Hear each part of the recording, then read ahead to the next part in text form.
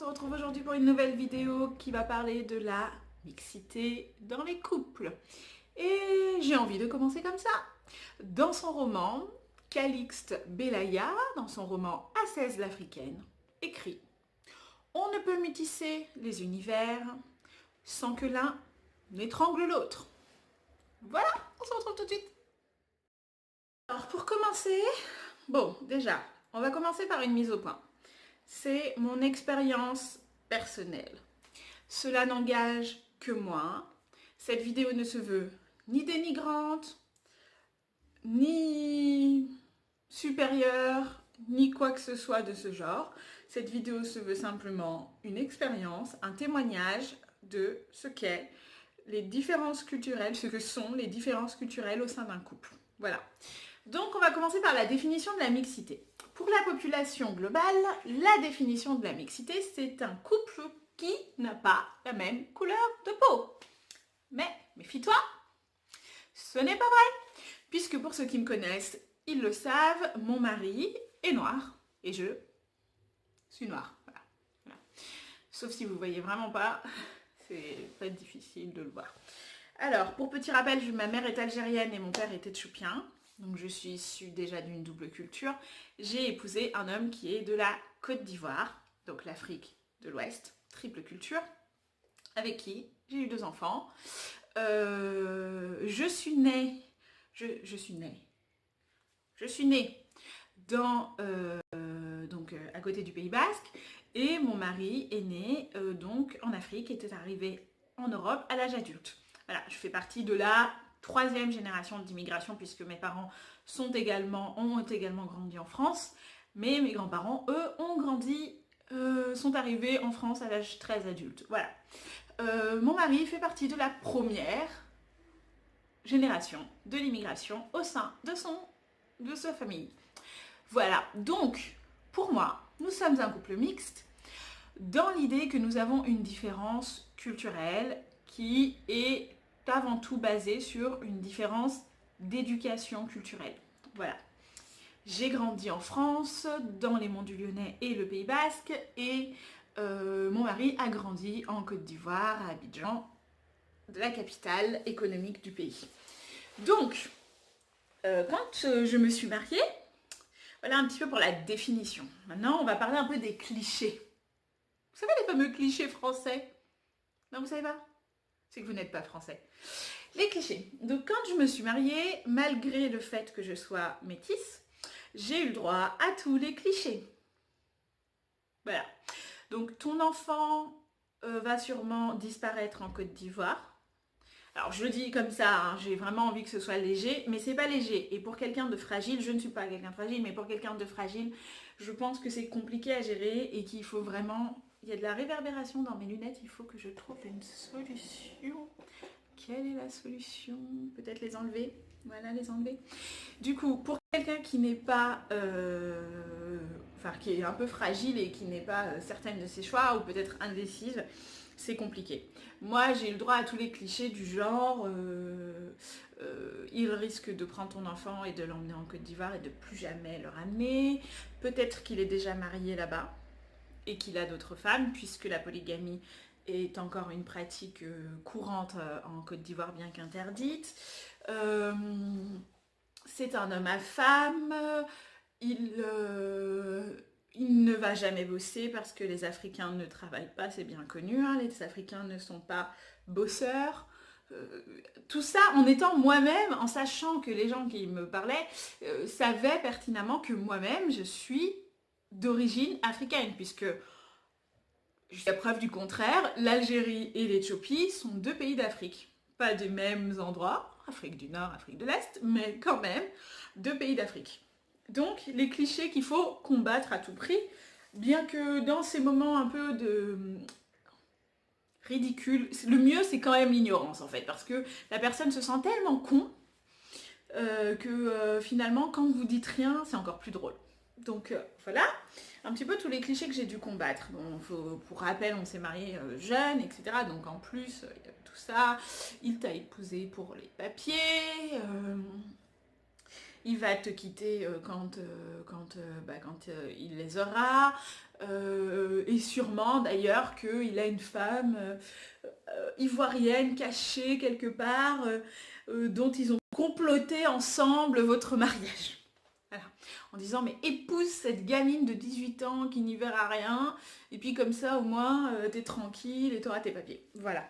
Donc ça ce sont les clichés et je pense que je ne suis pas la seule métisse africaine à avoir été confrontée à ça parce que des fois même nos propres parents ont tendance à oublier qu'ils ont des enfants noirs. Puisque nous avons grandi en France et que nous sommes dans une culture noire, surtout que moi j'ai grandi dans un milieu, et je pense que ça a son importance de le dire dans cette vidéo, j'ai grandi dans un milieu assez bourgeois, puisque j'ai grandi dans les monts du Lyonnais, donc un milieu privilégié, on ne va pas se le cacher, voilà, et du coup, épouser un noir, c'est peut-être la dernière chose que les gens avaient pu imaginer qui allait m'arriver quoi. Enfin le truc c'est pas possible puisque déjà il n'y a que 2 noirs pour 1000 habitants donc comment c'est possible que ces 2 noirs aient soit le même âge ou soit mariés avec Sheva et finalement bon bah et le truc c'est que quand on sort du village bah, il y a des noirs aussi, enfin bref. Donc voilà un petit peu pour les clichés. Après, je voulais vous parler des avantages Enfin, j'ai vraiment envie de parler des avantages et des inconvénients du mariage mixte. Parce que, quoi qu'on en dise, c'est quelque chose de compliqué à gérer. La différenciation culturelle, pardon, j'ai écorché le mot, mais vous avez compris, c'est quelque chose qui est là, quoi qu'on en dise. Une fois que l'amour primaire est passé, et bisous bisous, et voilà, et qu'on commence à réfléchir à avoir une famille, et qu'on éduque des enfants ensemble, on est obligé d'être confronté à une réalité qui est que nous n'avons pas les mêmes valeurs et les mêmes principes d'éducation. Nous n'avons pas reçu les mêmes... Enfin, en ordre de priorité, elles sont différentes. Voilà, on n'a pas reçu le même sens des priorités. Et élever des enfants avec quelqu'un, c'est d'après tous les meilleurs livres sur l'éducation, j'ai envie de dire, c'est regarder dans la même direction. Dans un couple mixte, c'est compliqué et il s'agit de faire des concessions. Mais concession ne veut pas dire soumission. Voilà, parce qu'il y a des choses que, en tant que Française née sur le sol français, avec une appréciation et une éducation française, que j'avais profondément envie de transmettre à mes enfants.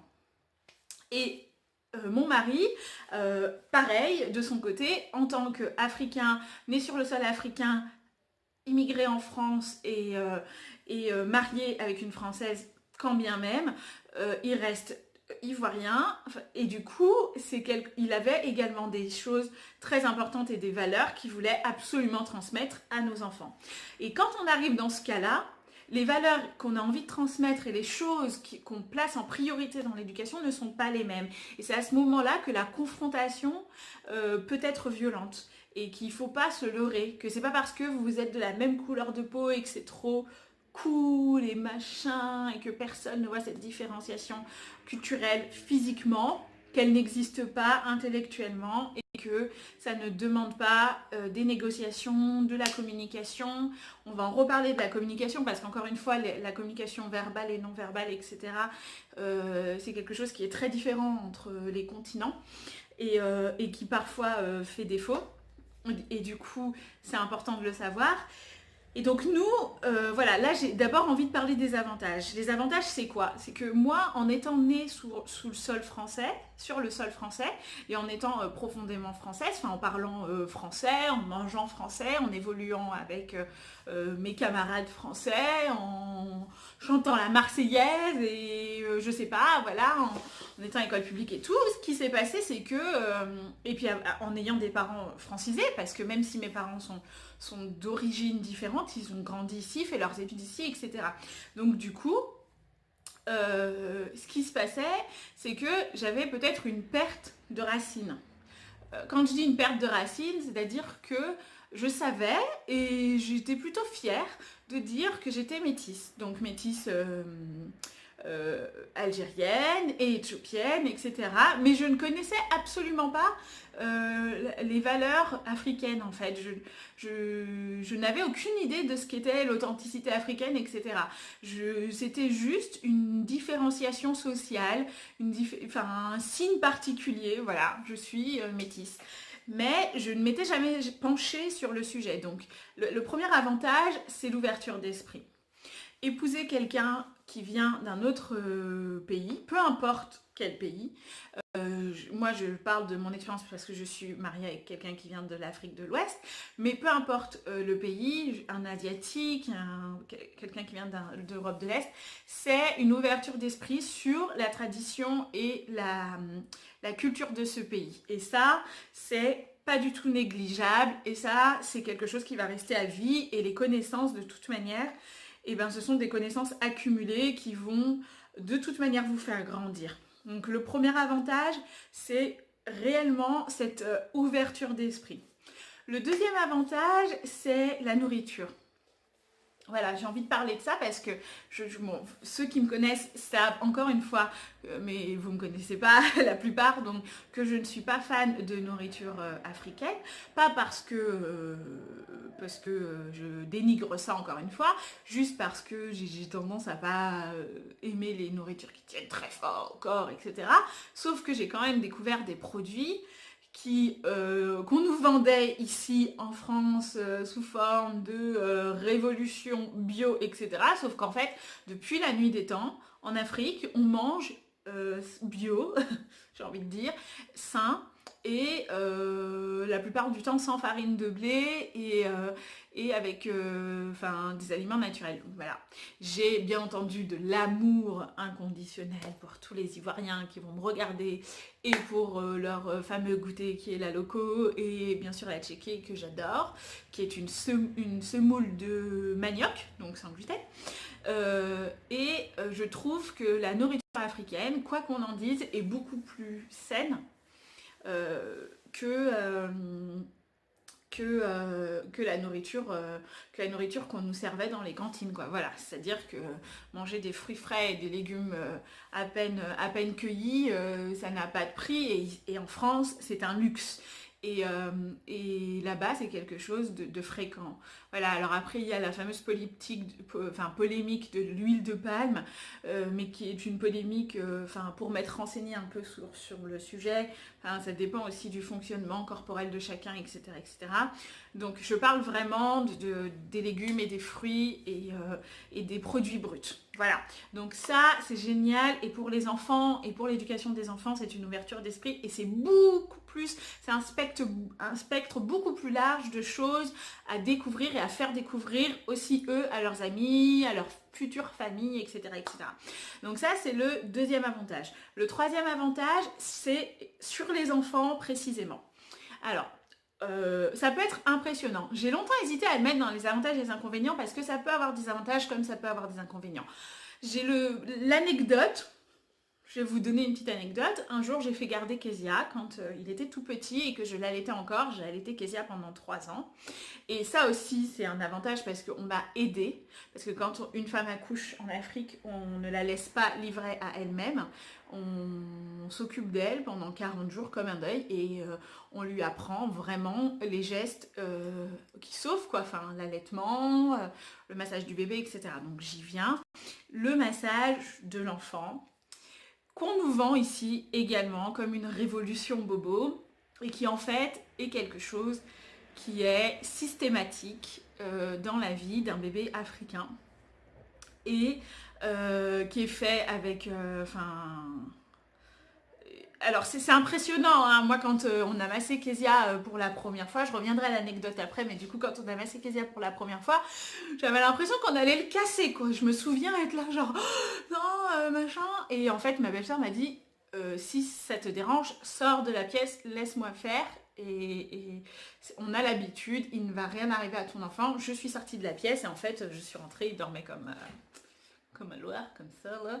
Il était trop bien alors que j'avais un bébé qui pleurait énormément et qui ne dormait jamais.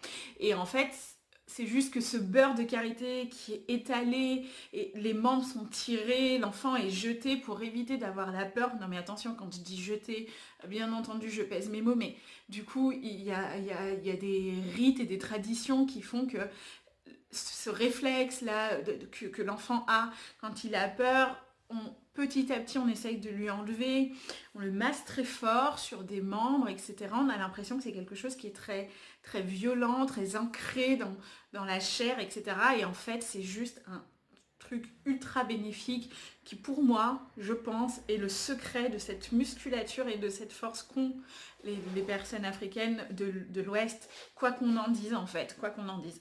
Donc voilà. Et au niveau de l'éducation de l'enfant, autre chose, et là je vais vous raconter l'anecdote. Un jour, j'ai laissé donc Kezia à quelqu'un de la famille parce que j'avais quelque chose à faire et j'allaitais encore Kezia à cette période. Quand je suis rentrée, la personne avec qui je l'ai laissée, qui n'est pas quelqu'un de très proche de moi, avait donné le sein à mon fils. Voilà. C'est quelque chose qui m'a choquée, qui m'a énervée, qui m'a mis en colère, qui m'a même un peu dégoûtée, pour être totalement honnête. Parce qu'il y a ce truc d'appropriation. En Europe, il y a quelque chose où on s'approprie l'enfant. C'est le nôtre, c'est le mien, etc. Bon, après, ça rentre aussi dans les éducations alternatives et les éducations positives, etc. Mais finalement, notre enfant ne nous appartient pas. Et en Afrique de l'Ouest, encore une fois, je parle de mon expérience, en tout cas en Côte d'Ivoire, l'enfant que toi, tu mets au monde, ok, c'est toi qui le mets au monde, tu es sa mère, c'est son père, mais l'enfant que tu mets au monde, il appartient à toute la communauté d'en faire un enfant fort et un enfant qui va bien et un enfant poli. Et voilà, c'est la responsabilité de tout le monde d'en faire quelqu'un de bien. Voilà, c'est-à-dire que quelqu'un engueule ton enfant, quelqu'un que tu ne connais pas parce qu'il est en train de faire quelque chose ou l'arrête parce qu'il s'est mis en danger, ce n'est pas quelque chose de rarissime dans la tradition africaine. Et alors cette anecdote que j'ai hésité à mettre dans du négatif parce que pour moi c'était trop et que c'était mon intimité et se partager avec l'enfant, et je le pense encore, hein, mais finalement en y repensant et en faisant juste un peu preuve d'ouverture d'esprit, si ça n'avait pas été mon enfant, peut-être que ça m'aurait moins choqué. C'est parce qu'il y a encore ce truc d'affirmation en disant mais c'est mon enfant, c'est ma possession, mais ce n'est pas ma possession. Donc vu que ce n'est pas ma possession, mon enfant pleurait, elle n'était pas enceinte, elle lui a donné le sein et il n'y avait rien, elle lui a donné le sein pour le calmer, comme ça se fait en Afrique, et il y avait aucunement un truc derrière pervers, etc. Il n'y avait aucune perversion derrière ça. La seule chose, c'était vraiment l'envie de bien garder mon enfant et de ne pas me le rendre en pleurs et rouge de nerfs, etc., etc. Donc voilà un petit peu. Pour moi, l'éducation positive, c'est que l'enfant appartient à la communauté c'est aussi pour ça que le respect des anciens, le respect de la mère, le respect du père et le respect des tontons et des tatas, c'est quelque chose de très important. Et vous ne verrez jamais, au grand jamais, un enfant mal parler ou répondre à ses parents, etc. Voilà, et ça c'est quelque chose quand même qui est super positif, etc. Donc voilà, moi je trouve ça très bien. Après, les inconvénients, parce qu'il y en a, pour moi, encore une fois, cette vidéo ne se veut pas du tout dénigrante. Ce sont des inconvénients qui, moi, ont été difficiles à gérer dans ma vie de couple, c'est tout. Le premier inconvénient, je vais commencer par quelque chose de léger, les vacances. Les vacances. Alors moi, comment dire ? Petite fille des monts du Lyonnais et de l'océan Atlantique, je n'envisage pas de ne pas partir en vacances, quoi. Enfin, c'est pas possible, quoi. C'est-à-dire que c'est le truc que j'attends toute l'année. Et je me suis confrontée donc à Marie, qui n'a pas compris le concept des vacances et qui ne comprenait pas le concept des vacances. Les vacances, en fait, pour lui, c'était pour juste chiller à la maison. Voilà. Non mais on est en vacances, je ne bosse pas, donc je vais chiller. Non mais littéralement chiller quoi, regarder la Ligue des Champions et boire une bière sur le canapé quoi. Sauf qu'ils ne comprenaient pas l'idée que cet argent durement gagné, on allait aller la prendre et la dépenser ailleurs, dans un endroit que l'on ne connaissait pas, pour visiter, passer du bon temps et renouveler son air, etc. etc. Et ça, c'est un problème de consommation, je pense, de mondialisation et de consommation. Consommation de masse, typiquement européen, contre consommation modérée, typiquement africaine. Donc, enfin, typiquement pas que africaine, typiquement tiers-monde. Et tiers-monde n'est pas un terme, pour ceux qui ont fait des cours d'histoire, tiers-monde n'est pas un terme du tout discriminatoire. Tiers-monde est un terme qui a été inventé à la fin de la guerre froide pour dire troisième monde. Ok, donc, voilà ce qui s'est passé. Cette consommation de masques qui nous est la nôtre, donc vous connaissez les congés payés, les vacances, etc. machin, donc dépenser son argent en effet durement gagné pendant les 5 semaines de liberté que l'on a de toute l'année, etc.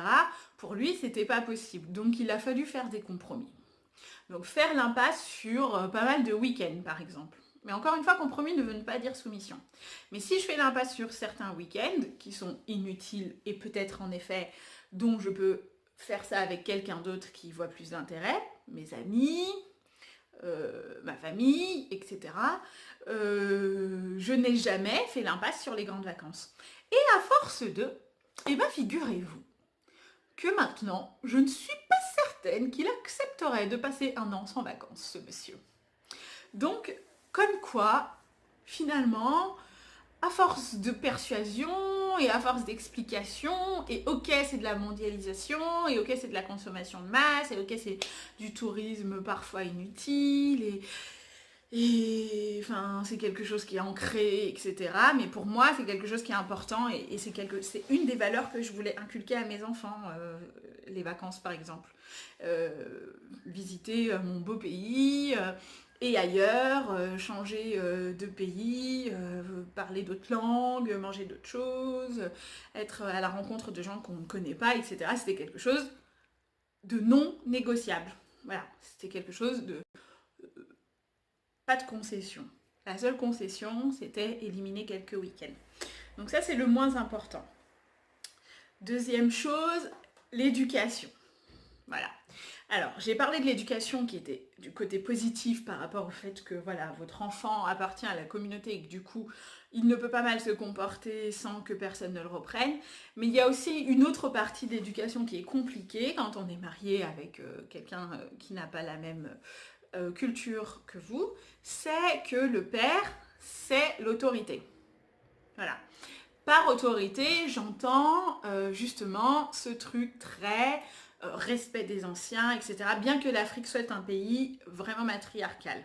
Pas autorité, genre je sors mon martinet, je te tape. Hein. Pas du tout, ça n'existe pas chez nous, je vous rassure. Mais c'est l'autorité, c'est les questions existentielles, c'est des choses comme ça. Mais ce n'est pas les loisirs, pas tant que ça. C'est-à-dire que j'ai rarement vu mon mari... Plus maintenant, hein, parce qu'il y a eu beaucoup de changements, mais j'ai rarement vu mon mari être acteur de l'épanouissement culturel de mes enfants. Pourtant, mon mari est artiste peintre. Mais c'est quelque chose qu'il fait lui seul et c'est son jardin secret. Voilà, il a du mal à intégrer qu'il pourrait avoir quelque chose à partager avec mes enfants à ce niveau-là qui serait vraiment magique. Bien que mes enfants aient bien entendu pris cette fièvre artistique parce que après il y a des choses qui se transmettent qu'on le veuille ou non. Et du coup, au niveau de cette éducation, pour moi c'est compliqué parce que je suis typiquement la mère qui a fait chier toute la salle du Gaumont Pâté. À 2 ans, j'ai toujours emmené mes enfants à 2 ans au cinéma. Quitte à ce qu'ils se baladent devant le rétroprojecteur pendant 1h30, c'est pas grave. et c'est quelque chose d'ancré, voilà, j'emmène mes enfants au théâtre, au cinéma, j'aime faire des loisirs avec eux, je les emmène à des expos, voilà, je suis très branchée culture. Et mon mari aussi. Mais pour lui, c'est une affaire d'adulte. Parce que il y a ce côté où le papa est le papa, quoi. Enfin, le papa à l'ancienne, quoi. Et aujourd'hui, ça change parce qu'il a compris que ses enfants étaient en demande, parce que les enfants sont grands et peuvent s'exprimer. Mais enfant, ça a été très difficile d'imposer ça. C'est pas qu'il ne voulait pas les emmener au parc, par exemple. Il les emmenait au parc, mais il prenait un bouquin et il restait assis sur le banc et les enfants jouaient. Mais c'était pas... Il n'y avait pas d'interaction, etc. Parce que il y a ce côté, je suis le père, tu es l'enfant, nous n'en sommes pas au même stade de notre vie. Voilà. Donc, pour moi, ça a été des choses compliquées et ça a engendré beaucoup de communication. Ce qui fait que nous arrivons à mon dernier point, la communication. Alors, la communication, sans mentir, je crois que c'est le mot qui fait le plus débat dans mon couple. Parce que, je vous explique pourquoi.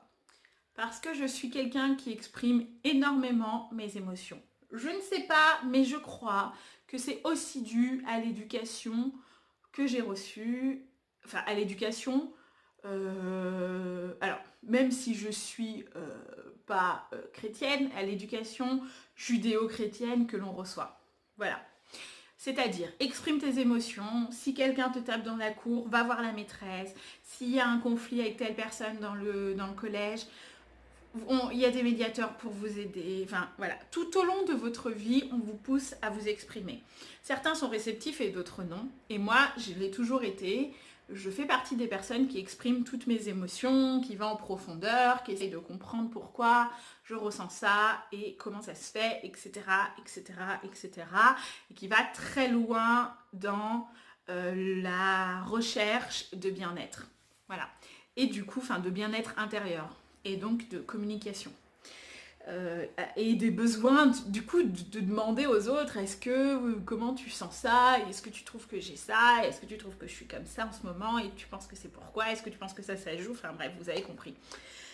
Sauf que mon mari, et ça c'est vraiment un problème typiquement africain, ça par contre on va pas se leurrer, et je suis désolée si vous n'êtes pas d'accord, mettez des commentaires, mais c'est un problème typiquement masculin africain.